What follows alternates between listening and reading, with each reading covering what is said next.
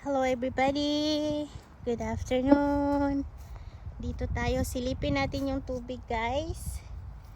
Parang frozen na yung tubig. Nakapatong na yung ibon sa tubig. Saan na yun siya? You know? Ayan, nag-i-start na mag-frozen yung tubig natin. Sa lake. Dito na naman tayo sa lake magtatambay. Itutur ko na naman kayo dito. Itutur kasi nga maglalakad tayo. Maghanap tayo ng ng spot na hindi na tayo maglalakad. Upo-upo na lang. Actually nakalakad na ako eh. Tapos dapat kanina nagba-vlog ako.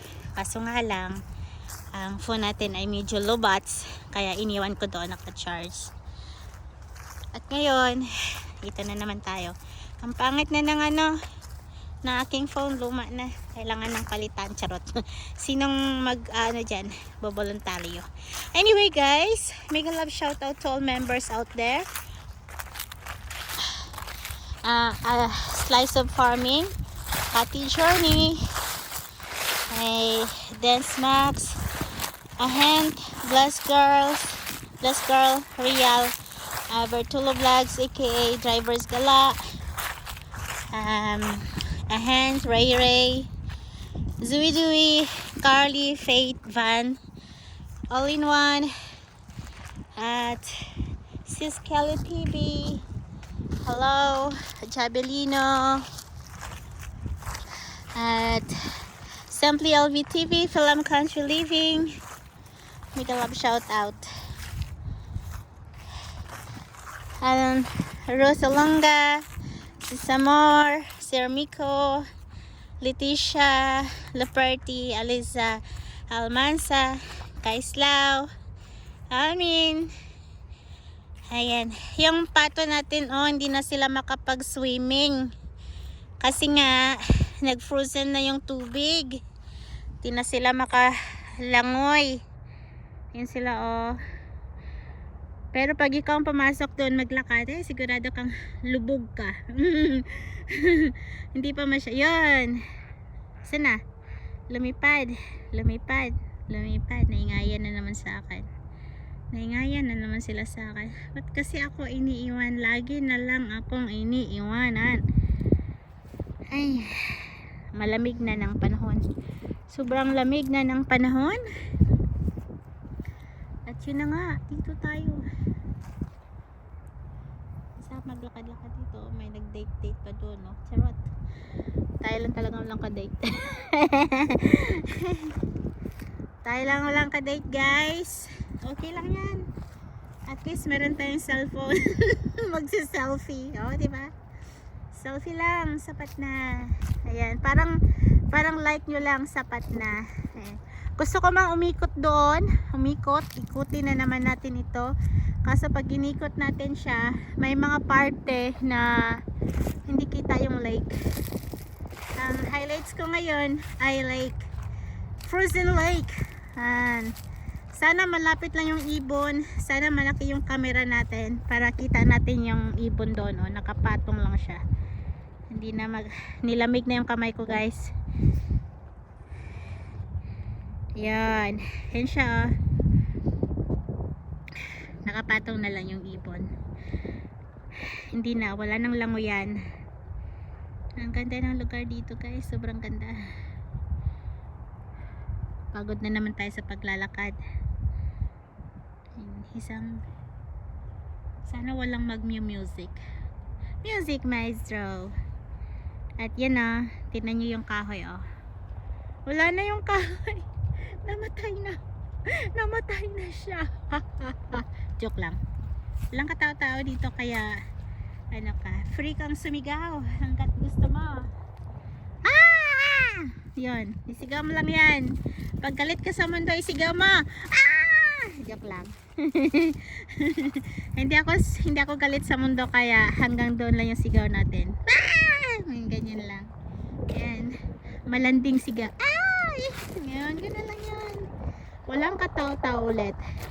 Kasi nga weekdays Basta weekdays wala masyadong tao dito. Pero pag Saturday, Sunday, nako, punong-puno. Punong-puno. Punong-puno yung park. Akit tayo ng konti dito para makita natin yung highlights. Ang gandang tignan yung ano, yung seagull. Hindi na siya makapaglaro sa dagat, sa ilog. Yung parang kailan lang, yung last week na pagpunta ko dito, naglalaro pa sila. Ngayon wala na. Ano, ang ganda. Wala nang dahon. And, sa umaga, medyo may snow sa umaga, pero natutunaw sa gabi, ay sa hapon, maghapon, kasi medyo mainit-init pa. Hindi pa siya ganun kadami. Kung kailan yung snow, hindi ko alam. Anyway guys, sa mga hindi ko nabanggit dyan, pasensya talaga. Dito tayo. Maglakad tayo ng konti. Saan ba tayo mag-uumpisa? Left or right? Or right or left? Mahapon na guys. Ayokong maglakad doon. Naikutin yung lake. Kasi pag inikot mo yung lake, pag mabilis naman lakad mo, umabotin ka na 15 minutes or 20 minutes. Pero pag mag-vlog ka gaya ko, ganito, umabot ka ng 1 hour. 1 hour yung liko mo. Ayan eh. Anyway, ganyan-ganyan lang muna tayo. Kasi doon sa dulo, alam ko may mga tumatambay doon eh. May naglalakad na mga dog, yung sa kabila, dog park. Kaya yung iba, pag may alaga ka talagang aso, kailangan mo siyang idalhin sa park, ilakwatsahin mo. Yan, alagain yung aso, no? Alagain talaga yung aso. Pag may aso ka talaga, alagain. Kailangan mo siyang ilabas sa bahay, ilakad-lakad.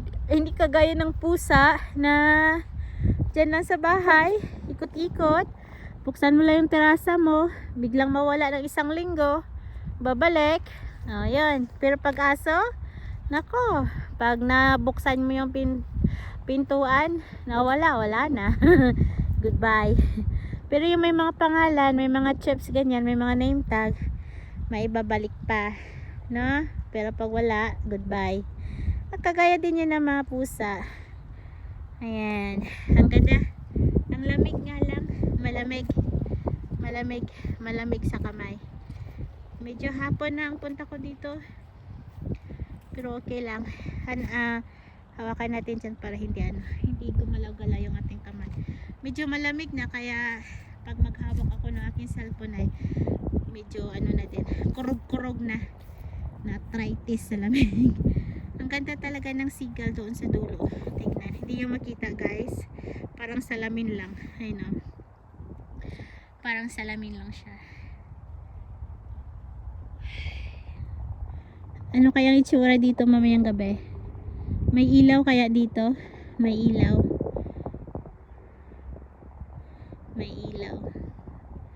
Parang gusto ko talaga maglakad-lakad, no? Maglakad-lakad na nga lang muna tayo guys. Lakad-lakad habang nagsasalita. Yan, paikot-ikot tayo dito. Yan, magmuni-muni. Hanap-hanap tayo ng mushroom. Yung isang araw, may nakita ko ditong paku-paku. Ngayon, hindi ko na mahanap yung paku-paku. Nakalimutan ko, hindi pala dito yung paku-paku. Doon pala sa isang lugar yun. May nag-comment doon, masarap ang paku-paku. Ferns, sarap salad farm. Ayan, keep wild, diba sabi ko sa inyo, keep wildlife wild, don't feed the geese. Yan, help conserve wildlife and their natural habitats.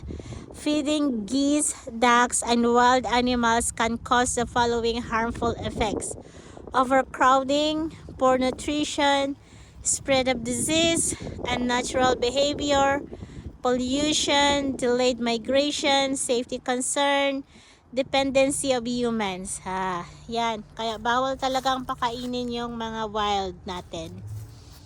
Kasi, yun na nga ang sabi dyan, pag pagkainin mo, maging dependent na siya sa tao, no? Hindi na siya mahihiya, kakain na siya lagi ng cake, Tapos mangangagaw ng mga pagkain, ganyan, mangangagaw na. Tapos yung iba, tae ng tae, dami ng tae. Kahit saan tae. Yan, tapos hindi na sila takot sa tao. Ang ganda ng lake. Frozen na siya. Nice. Oh, wow. I like it there, oh. Yung leaves. Ito yung last time na vinidyo ko. Ito yun siya na kahoy. Ngayon wala na siya. Ayun, naalala nyo 5 minutes or 30 minutes na paulit-ulit. Ito yan. Wala na. Yung dalawang magsing-irog ay naglalakad. Partner talaga sila. Ako walang partner. Charot. Ang ganda ng lake. Parang gusto kong hawakan yung tubig. Hindi talaga siya gumagalaw yung seagull. Aray ko. Malapit pa akong matimpalok. Ayun na. Aray. Hawak kamay. Tayong dalawa. Ayan yung seagull. Hindi siya nagalaw na. Ayan. Mga how many, siguro ilang months na lang maging skating, na naman ito. Skating place na naman siya kasi pag snow na siya, maraming naglalakad dito, maraming nag-sledding, naglalaro sa snow. Lapitan natin yung tubig, guys. Kung tumigas na ba siya talaga o ako lang ang mabigat. Ayun na. May mga isda pa pala doon, oh. Kahit na frozen na. Yan, may mga baki-baki pa doon. Tingnan nga natin kung malaglag tayo. Ay! Ayan, guys, oh. Ay! Di pa. Di ba? Ang ganda. Yan, medyo nag-snow na din dito. Yan, snow sa umaga na siya sa gabi. Na natutunaw siya sa gabi.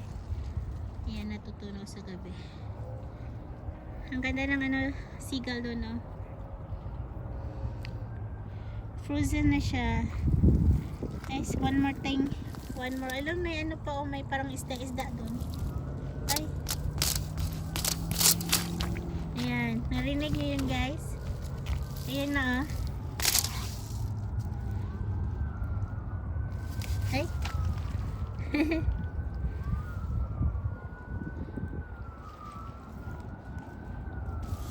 Yan. Ano ito? Tubig. Medyo medyo frozen na siya talaga. Ang ganda ng ng ng seagull doon, no? Yan. Ang ating itaas. Wala na siya. Lahat na nasa ilalim na. Masarap maglakad-lakad. Ang mahirap lang dito pala, yung pag summertime, nagbabike ka, tapos may mga geese, tapos minsan nahabol sila. Yung mahirap din pala yung ganun, no? Pag hinabol ka ng geese, na kakaroon ka ng fracture. Pag na tumba ka ng bike, tapos hinabol ka nila. Yan, balingik na naman yung ating kamay. Sobrang lamig kasi, guys. Malamig na siya.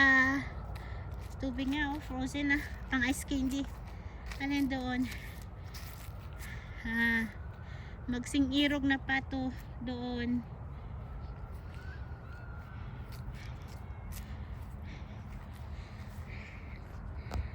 Ang lamig ng kamay ko, guys. Ay, may ay, hindi makita yung dalawang doon. Hindi makita yung dalawang pato doon. Yung parang puti-puti doon. Pato yan, guys. Green yung ulo, puti yung puwet. Tapos yung partner niya brown. Yung brown, babae yon daw.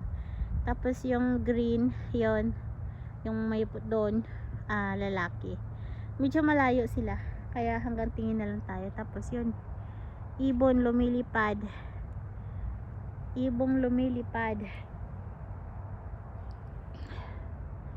Nice.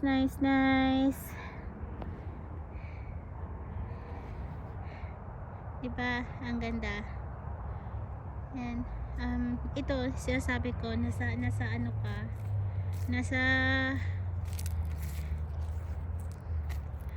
nasa city ka pero parang nasa bundok. Kasi nga preserve nga ng government yung ano, yung park, kasi andito yung mga wildlife, wild animals. Minsan makakita ka ng moose, pero hindi dito na part ng city pa rin, pero usually hindi ko alam kung nasaan. Pwede sa ata akong umakyat dito. Yes, tumaas na tayo ng konti. Charot. Ganda lang, di ba? Ang gandang tignan yun. Doon sa dulo, yung dalawang pato doon. Sana lumapit-lapit sila para makita natin.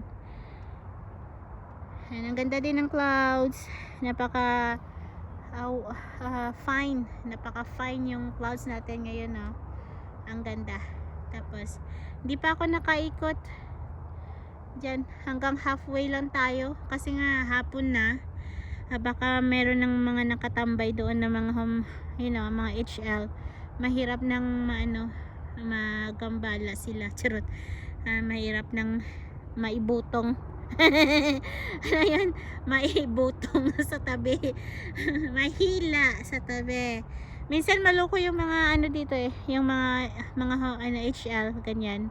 HL guy, yung mga walang bahay, tapos dito lang sa park nakatira, yung ganyan. Minsan sobrang nakadroga ganyan, di ba?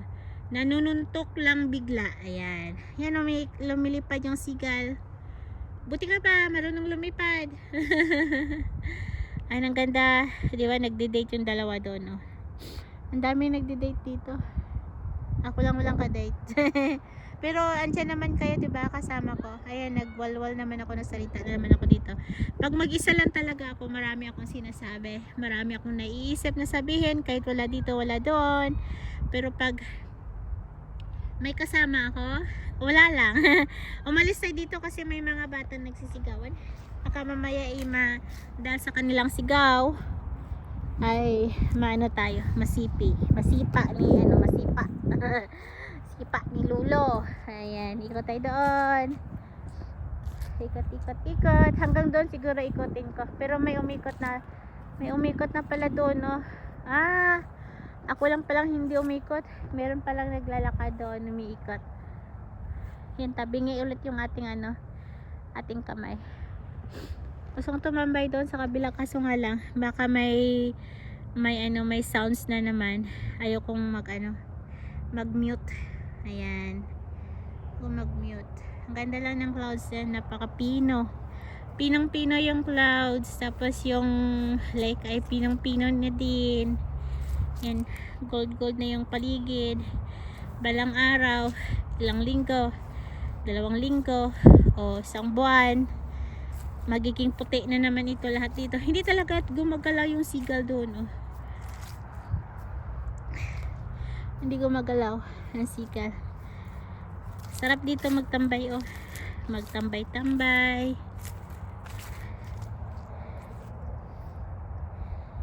Natin, i-focus natin ng saglit. Focus natin para hindi naman kayo mahilo left and right. Diba? Nature na nature. Ang sarap pakinggan, ang sarap tumambay dito. Ayan, may magsing irog na naman na naglalakad. Ako lang talagang walang partner dito. Kailangan na talaga zero ako maghanap. Charot. Wala na tayong niyan. Wala na tayong, ayoko ng ganyan na. Charot. Happy na si Odessa. Happy na ng ganito. Kasama ko yung cellphone ko. Lahat na sasabi ko na walang preno. My lifetime partner is my cellphone. Ayan, yung babae din, oh, nagbi-video sa sarili niya. Parang ako lang din, binibidyo ko kayo. Ayan, ang sarap dito sa kahoy, oh. Ayan, dito nga muna tayo mag-upo-upo sa kahoy na ito. Diba, akyat tayo sa punong kahoy. Yeah. Ayan, dito muna ako sa kahoy mag-upo-upo habang nakapanood sa baba. Ay, lumipad na ba yung sigal? Andun pa din siya, oh. Parang ako lang din, andito lang. Yan siya, hindi na makita yun siya. Yun, kanina pa siya doon. May nagmumotor. Ayan, makiat tayo sa puno guys. Ang dumi-dumi ng aking sapatos. Ayan, may nagmumotor. Ay, akala ko motor. Ano pala? Naglilinis ng dahon-dahon. Maglilinis ka pa ng dahon-dahon sa ano? Sa may kalsada lang. Dito na hindi na nililinis. Ang sarap naman ng upo ko dito. Ayan, nakaupo tayo ng saglit. Yan si Manong naglilinis ng ano. Hayaan mo siyang maglinis. Huwag nating guluhin si Manong. Dito walang tayong nakaupo. Ayan. Yan, di ba? Ang sarap. Focus muna natin sa isang banda. Alam niyo guys, parang gusto kong magbasa ng libro. Tapos basahan ko kayo. Storybook. Para naman hindi lang yung kung ano-anong naririnig nyo dyan. Ayan. Kumusta na pala ang buhay ninyo dyan? Yung mga magsyuta dyan? Kayo pa ba? Yung mga magsyuta dyan, kayo pa ba? O baka naghiwalay na kayo? O huwag kayong mag-alala, hindi kayo nag-iisa. Okay? Laban lang. Sa mga magsyuta dyan na medyo matagal na, kailan kayo magpapakasal? Handa akong magninang. Charot. Sa mga buntis na mga nganak. Yan. At be healthy lang po lagi. Be healthy. Kain ng madami pero wag sobrahan ng madami kasi mahirap ding magkaroon ng diabetes ng habang buntis. Ayan. Meron pala tayong mga ganyan, no? Na dapat sakto lang. Kasi pag napasobra yung kain, magkakaroon tayo ng diabetes. Tapos, yung maraming sweets kasi buntis, ganyan, 'di ba? Sweets o taba o ganito. Parang pinapagustuhan natin yung sarili natin kasi nga sabi ng nanay, kain ka ng kain para mabarami yung gatas mo. Minsan hindi rin pala maganda. Kaya diet. Yan, kailangan may obigyn, tapos ng check up sa doktor talaga lagi. Ayan, mag-a-ask kung anong dapat gawin, anong mga proseso, mga nutrients na dapat kainin, mga ganyan-ganyan. Kasi alam nyo guys, nung buntis ako noon, wala eh. Hindi ako nakinig.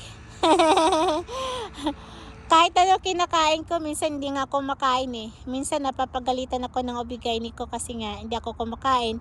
Imbes na lalaki yung bibigat yung tiyan ko, minsan lumiliit ang timbang, kaya ako pinapagalitan. Ayan, kasi wala akong ganang kumain. Ayan.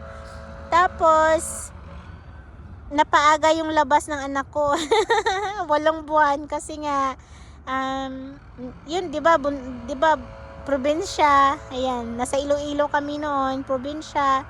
Tapos motor, ayan, motor kasi bundok. Tapos, andun kami doon sa punta kami ng Guimaras. Sa Guimaras. Hello sa mga taga Guimaras noon. Yan, kaabot ako diyan nung buntis ako. Motor-motor kami, tawid ng boat ganyan. Tapos punta sa Mandurriao. Basta yung mga bundok-bundok, motor-motor ganyan. Tapos sumakit yung tiyan ko. Sumakit pero naidala pa yon, nai-push back. Tapos nung ginawa ko nagbike ako buong maghapon, 'di ba? 8 months na yun si Clyde, nagbike ako. Kasi parang nababagot ako sa buhay, Pag buntis ka, minsan nababagot ka, yung parang gusto mo lang matulog, kumain, ganon. Tapos kasama ko sa bahay, mga matatanda, yung lola ng aking ex, ganyan. Tapos nababagot ako, kaya nagbike ako. Tapos siguro matagal-tagal ako ng bike. Ayun, hinanap ko ni lola. Tapos sabi niya, tama na yung pagbabike, masama yun sa iyo. Ganyan. Yun na nga, kinagabihan, sumakit na yung tiyan ko. Sabi ko, hindi pa siya kabuwanan kasi nga 8 months pa lang. Tapos yung sakit, parang natatay na hindi na talaga ayon. Pumutok na. Dinala na ako sa nakalimutan ko saan ko ba inanak si Clyde, sa Mandurriao. Yung yung Mandurriao clinic, yung sa maternity, ano dyan, maternity clinic, doon na ata, Mandurriao. Ang layo pa kasi nasa, ano pa kami, nasa, saan pa kami dati, sa Lapus, bandang Lapus pa kami. Tapos sa Mandurriao pa yun. Ay naku, grabe talaga, grabe. Sobrang sakayat sa tiyan. Tapos yun, akala ko pa lalaki, yun pala babae kasi hindi kami nagpa-ultrasound. ay. Anyway, yan yung buhay natin noon. Kaya yung mga buntis na dyan, exercise po, exercise. Pero wag masyado ha. Ayan. Masarap mag-exercise guys pag buntis para madaling lumabas si baby. Hindi ka mahirapan. Yan. Talaga, tested and proven ko talaga yan. Kasi kahit na sumakit yung tiyan ko, ang bilis ng, nakatulog lang ako ng konti. Tapos nun, biglang isang iri lang, lumabas na si Clyde eh. Kasi, na-exercise ako ng maayos. Ayan. May natutunan na ba kayo ulit sa mga buntis dyan? Ayan. Kailangan kompleto ang bakuna. Bakuna ni baby paglabas. Ngayon, kompleto din ang inyong maternity check up. Yan. Para alam ng nurse kung saan na napunta yung ulo o puwet ng bata. Kung kailangan ba siyang iusod-usod. Usod-usod. Diba? Dito lang ako nakatambay nakaupo sa kahoy. Umakyat ako sa kahoy. Ayan. Ang ganda ng pwesto ko dito. Tas iniingayan ako ng lalaki doon. Tahimik. Nagla-live ako rito. Charot. Ang sigal andun pa din. Ang ganda ng kahoy. Anyway. Oops, may nagawa ata ako. Yun yung sinasabi ko guys. Tapos yun na yun. Ay, mega love shoutout to everyone. Sana na may napulot kayong aral ulit sa ating semi-vlog today, semi-premiere. Sa mga nag-join, maraming salamat. Sa mga magre-replay, maraming salamat. Sa mga nag-support ng aking watch hour, maraming salamat sa inyo. Bumabawi yung ating oras at medyo gray pa din ang hirap, pero okay lang, at least hindi na pumupula. Hindi na pumupula na parang nag-emergency na ilang na lang ay mawawala na sa mundo ng YT, sa mundo ng Moni. Ayan.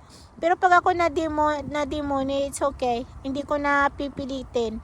Ayan, mag-vlog lang ako ng mag-vlog. Hindi na ako mag-a-apply muli. Hayaan ko na. Kasi nga, pagod napapagod ako. Tsaka, mag-start over ka na naman, di ba? Pero kung kaya pa naman nahilain, sige, mag-enjoy muna tayo mag-live.